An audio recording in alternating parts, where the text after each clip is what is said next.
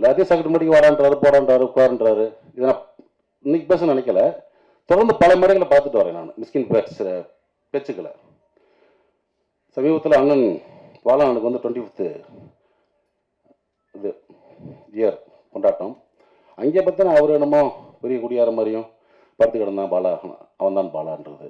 இங்கே வந்து இளையராஜில் வந்து அவன் தான் இளையராஜான்றது. யாரா நீ? நீ என்ன அவ்வளோ கப்பாட்டாக்குற தமிழ் சினிமாவில்?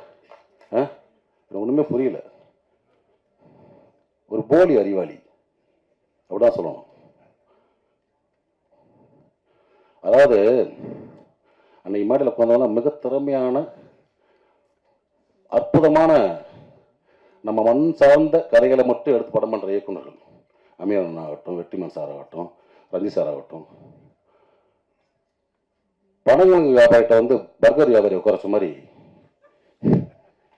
உலக சினிமாவில் வந்து காப்பி அடித்து படம் பண்ணி ஜெயிச்ச ஒரு போலி அறிவாளி மிஸ்கின்.